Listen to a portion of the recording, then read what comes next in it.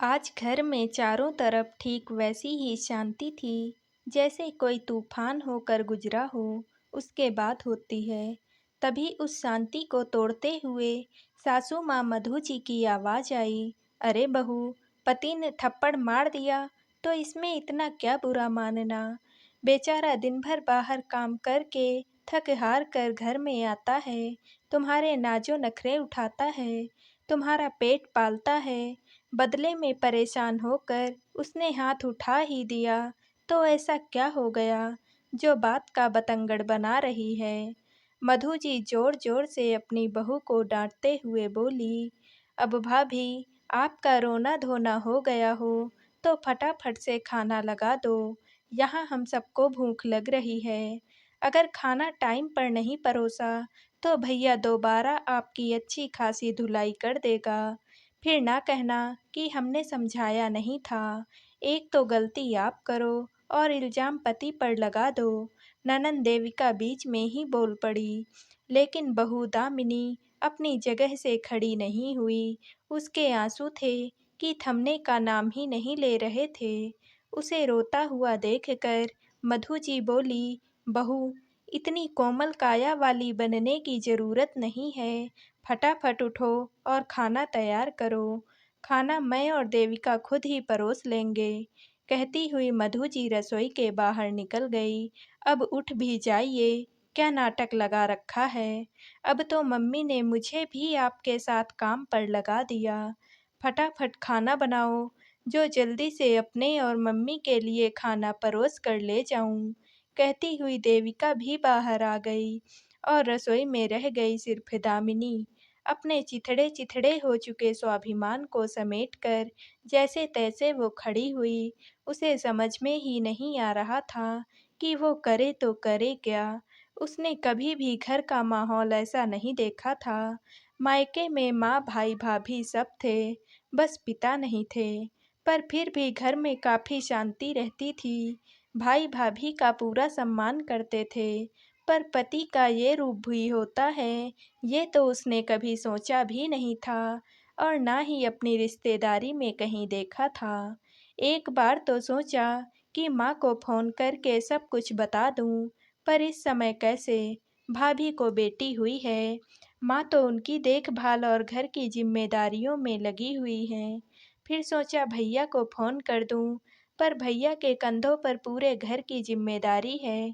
फिर वो मेरी अपनी जिम्मेदारी कैसे उठाएगा, कहीं भाभी नाराज़ हो गई तो। इसीलिए कहते हैं कि पिता का होना ज़रूरी है। काश आज पापा जिंदा होते तो मैं अपने मन की बात कह पाती। मन ही मन सोचते हुए उसने अपने आंसुओं को पोंछा और जाकर चूल्हे पर तवा चढ़ाया और गर्मा गर्म रोटी सेंक कर उन लोगों को खुद ही परोसा, क्योंकि मदद तो सिर्फ कहने के लिए है, असल में उसकी मदद के लिए कोई नहीं आता। सास और ननंद ने जब खाना खा लिया तब तक उसका पति तरुण भी आ गया। मधु जी ने इशारे से तरुण के लिए भी खाना लगाने को कहा, तो दामिनी तरुण के लिए खाना परोस कर ले गई। तरुण ने अभी एक निवाला खाया ही था कि अचानक थाली को उठाकर उसने जोर से दरवाजे की तरफ फेंका और जोर से चिल्लाया, ये खाना बनाया है तूने? 1 महीना हो गया शादी को, लेकिन अभी तक खाना बनाना नहीं आया तुझे। नमक कितना कम डाला है सब्जी में?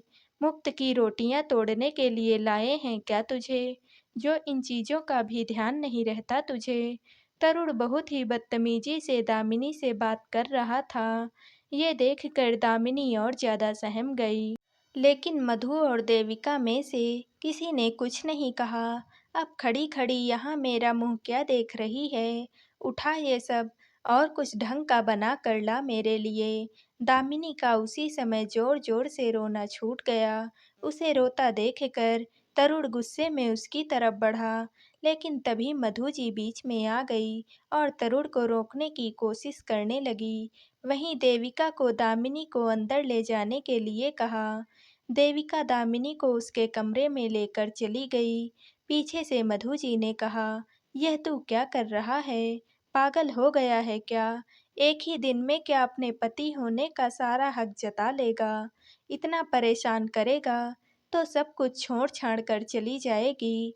अरे कहीं नहीं जाने वाली माँ, बिन बाप की बेटी है, भाई-भाभी कोई ज़िम्मेदारी नहीं लेते और माँ कुछ कर नहीं सकती, क्योंकि वो तो खुद बेटे-बहू की मोहताज हैं। इसे तो यही झेलना है पूरी ज़िंदगी और फिर आप ही तो कहती हो कि उसे दबा कर रखा कर। पहले भी तो उस पर हाथ उठा चुका हूँ, वो तो ठीक है, लेकिन भगवान के लिए घर का माहौल खराब मत कर। तुझे जो करना है अपने कमरे में कर। यहाँ सबके सामने उस पर हाथ उठाने की ज़रूरत नहीं है। तुझे कुछ और ही खाना है तो बाहर से मंगा ले या फिर बाहर जाकर किसी होटल, रेस्टोरेंट में जाकर खा के आ जा। आज के लिए इतना ही काफ़ी है, इतने हाथ-पैर मत चला, कहीं उसके हाथ-पैर टूट गए तो सारे घर का काम हमें ही करना पड़ जाएगा और फिर उसकी सेवा कौन करेगा? चल जा यहाँ से।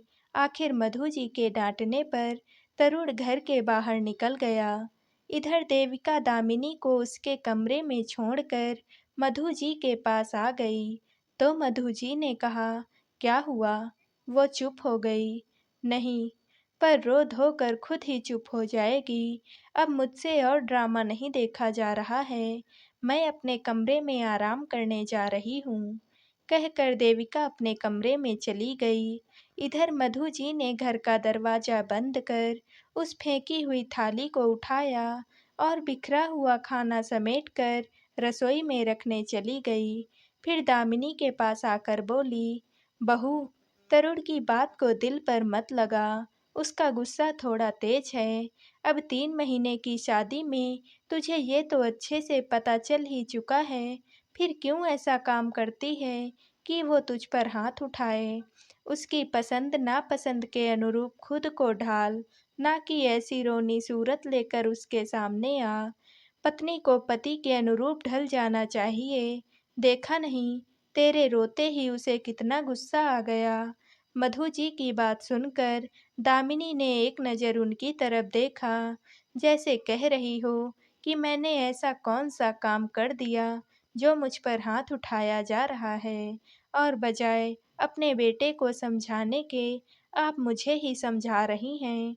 लेकिन उसके मुँह से एक बोल तक ना फूटा। तभी मधु जी बोली, अब अपने आँसू पोंछो और खाना खा लो और रसोई की सफाई कर देना। मैं जा रही हूँ आराम करने। मधु जी तो अपनी बात कहकर अपने कमरे में आराम करने चली गई। पीछे दामिनी ये सोचती रह गई कि आखिर कैसा परिवार है ये। सच कहा है किसी ने कि औरत ही औरत की दुश्मन होती है। सब मुझे ही समझा रहे हैं, पर ऐसा नहीं कि अपने बेटे को तो समझा लें। खैर, जैसे-तैसे दामिनी उठी और रसोई की सफाई करके चुपचाप कमरे में आकर बैठ गई। इतना सब होने के बाद भूख तो कहाँ लगी थी उसे। तभी उसका मोबाइल बज उठा। देखा तो माँ का फ़ोन था। उसने फ़ोन उठाया तो माँ ने पूछा, दामिनी बेटा कैसी है तू? मैं ठीक हूँ माँ, आप बताओ? मैं भी ठीक हूँ, पर तेरी आवाज़ अजीब-सी लग रही है। कुछ नहीं माँ, बस अभी काम करके आई हूँ, तो थक गई हूँ। अच्छा सुन, कल कुआँ पूजन है, तो तेरा यहाँ होना ज़रूरी है। तेरी सास को तो मैंने शाम को ही फ़ोन कर दिया था, पर तुझे नहीं बोल पाई थी। तू शायद रसोई में काम कर रही थी। दामिनी मन ही मन सोचने लगी, उस समय कैसे बात कराती मेरी सास। उस समय तो उनका बेटा मुझ पर हाथ उठा रहा था। तभी माँ बोली, ले तेरी भाभी से बात कर, वो तुझसे बात करना चाहती है। कब से पीछे पड़ी है कि दामिनी को फ़ोन तो लगाओ, मुझे भी बात करनी है। कहकर माँ ने भाभी को फ़ोन दे दिया। हेलो दामिनी जी, कल सुबह जल्दी ही आ जाना आप। सारी रस्में आपको ही तो करवानी हैं। आखिर आप बुआ जो ठहरी। भाभी ने चहकते हुए कहा, जी भाभी। दामिनी के संक्षिप्त से उत्तर से भाभी को शक सा हुआ। हमेशा अपनी भाभी से खुलकर बोलने वाली ननंद अगर इतना सा जवाब दे तो शक तो होना लाज़मी है। उन्होंने धीरे से पूछा, सब कुछ ठीक तो है ना? कोई परेशानी है तो बता। नहीं भाभी, सब कुछ ठीक है, पर भाभी का मन नहीं माना। आखिर उन्होंने कहा, दामिनी, तुम बताना नहीं चाहती तो कोई बात नहीं, मैं जबरदस्ती पूछूंगी भी नहीं। मैं सिर्फ एक बात कहना चाहूंगी, अगर तुम्हारे साथ कुछ भी गलत है जो संभाला नहीं जा सकता तो तुम वापस आ सकती हो। ये मत सोचना कि पापा नहीं हैं तो भाई भाभी जिम्मेदारी नहीं निभाएंगे। ये तुम्हारा घर है, तुम पूरे हक से वापस आ सकती हो। भाभी के इतना कहते ही दामिनी का रोना छूट गया, पर भाभी ने उसके रोने का कारण नहीं पूछा, बस इतना सा ही कहा, दामिनी, अब तुम दो परिवारों की इज्जत हो, अपने मायके और ससुराल का मान तुम्हें ही रखना है। गलत करके तो कभी मत आना, लेकिन अगर तुम्हारे साथ गलत हो रहा है तो उसको बर्दाश्त भी मत करना। याद रखना, अपने लिए खुद बोलना पड़ता है। जी भाभी। दामिनी ने बस इतना ही कहा और फोन रख दिया। भाभी के इतने से शब्दों से उसे एक नई ऊर्जा मिली थी, एक नई हिम्मत मिली थी। उसे यह अच्छे से पता चल चुका था कि उसके मायके में आज भी उसके लिए जगह थी, जो उसकी हिम्मत को जगाने के लिए काफ़ी थी। अब वो तैयार थी तरुण का सामना करने के लिए। उसने अपने आंसू पोंछे और अपना सामान एक बैग में पैक कर लिया और अपने लिए कैब बुक कर ली। पर कैब से पहले तरुण घर पर आ गया। मधु जी ने ही जाकर दरवाज़ा खोला। मधु जी को सामने देखकर तरुण ने पूछा, मम्मी, आपने दरवाज़ा क्यों खोला? आपकी बहू कहाँ मर गई? क्या वो दरवाज़ा खोल नहीं सकती थी? क्या हमेशा आग उगलता रहता है? जगी हुई थी मैंने आकर दरवाज़ा खोल दिया, तो कुछ गलत हो गया क्या? इतने में दामिनी अपने बैग के साथ बाहर निकल कर आई। उसे बैग के साथ देखकर पहले तो दोनों हैरान से खड़े रह गए। फिर तरुण चिल्लाता हुआ बोला, यह क्या नया नाटक लगा रखा है तुमने? कहाँ जा रही हो बैग लेकर? मैं अपने मायके जा रही हूँ, दामिनी ने कहा। किससे पूछ कर जा रही हो? इतनी हिम्मत कैसे हो गई तुम्हारी? इसमें हिम्मत की क्या बात है? अपने लिए आवाज़ तो खुद ही उठानी पड़ती है। अच्छा, तुम्हारी इतनी हिम्मत हो गई कि तुम आवाज़ उठा रही हो। अचानक इतनी आवाज़ कैसे निकलने लगी मुँह में से? भाई भाभी रख लेंगे तुम्हें अपने पास, घूम फिर कर तो तुम्हें ससुराल ही आना पड़ेगा। तरुण ने बड़ी कुटिलता के साथ कहा, इस गलतफहमी में मत रहना, मेरे मायके का दरवाज़ा आज भी मेरे लिए खुला है। इसी बीच मधु जी बोली, बहू, पति की छोटी छोटी बातों का इतना बतंगड़ नहीं बनाते। वो परेशान था, इसलिए तुम पर हाथ उठा दिया, पर तुम तो रबड़ की तरह बात को खींचे जा रही हो। मम्मी जी, मैं आपके बेटे का पंचिंग बैग तो नहीं हूँ कि वो बाहर की सारी परेशानी मुझे पीट कर निकालेगा। सच ही कहा है किसी ने, औरत की दुश्मन औरत ही होती है। आप जो मुझे समझा रही हैं, कभी आपकी बेटी की शादी होगी तो क्या उसको भी यही सब समझाओगी? तुम्हारी इतनी हिम्मत कि तुम मेरी मम्मी से इस तरह से बात करो। कहता हुआ तरुण दामिनी की तरफ बढ़ा, लेकिन इससे पहले तरुण कुछ कर पाता, दामिनी ने जोरदार थप्पड़ तरुण के गाल पर दे मारा। अचानक पड़े इस थप्पड़ से सब हैरान रह गए, लेकिन दामिनी ने बोलना जारी रखा, कमज़ोर नहीं हूँ मैं, याद रखना। अब मुझ पर हाथ उठाया ना तो घरेलू हिंसा के मामले में जेल में पटक दूंगी। बहुत बर्दाश्त कर लिया मैंने, बस आज वो हद भी खत्म हो गई। नहीं रहना मुझे तुम लोगों के साथ, ये रिश्ता मैं यहीं खत्म करके जा रही हूँ। कहकर दामिनी घर के बाहर निकल गई। इतने में कैब भी आ गई तो वो अपने मायके रवाना हो गई। लेकिन मायके पहुंचने के पहले ही दामिनी ने तरुण के खिलाफ घरेलू हिंसा का केस कर दिया।